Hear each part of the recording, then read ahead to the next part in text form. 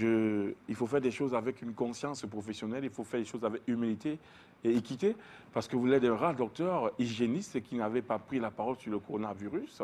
Il faut bien le dire, on est dans la période des vaccins et on ne peut pas échapper à cette actualité du coronavirus. Mais avant que de commencer sur le vaccin, à savoir avec le docteur Francky Maître Sade et le docteur Tazon, à savoir quel est le rôle du vaccin, pourquoi est-ce que le vaccin a été mis sur pied, afin de faire un lien avec les vaccins à venir qui pourraient nous tomber dessus contre le coronavirus, question de s'accrocher à l'actualité. Alors, docteur Faujean-Denis, je vous donne la parole pour pouvoir compléter cette équipe et apporter votre modeste contribution en tant qu'hygiéniste-chercheur et trouveur, il faut le dire.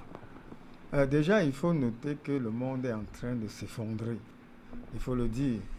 Chinua Achebe, il y a quelques années, le prix Nobel de littérature, le Nigérian avait bien dit que nous sommes en danger.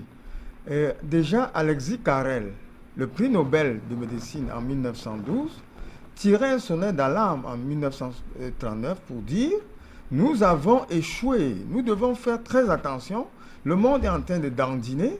Pourquoi tant de maladies ?» L'homme industriel aujourd'hui a créé tellement de maladies.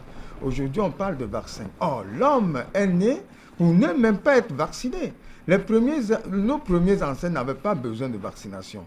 Une nourriture bien faite, des aliments bien donnés, bien dosés, et dans une bonne hygiène de vie, hygiène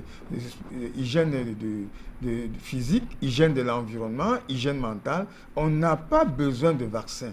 Mais il peut arriver que sur le plan mental, pour pouvoir satisfaire à la société, on puisse se faire vacciner. Mais le problème aujourd'hui, c'est de savoir, faut-il se faire vacciner?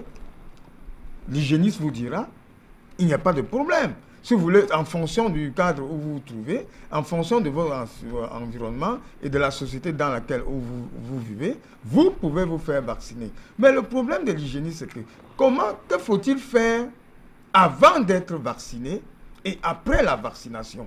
Voilà la question que je souhaite répondre avant la fin de cette émission. Alors, que faut-il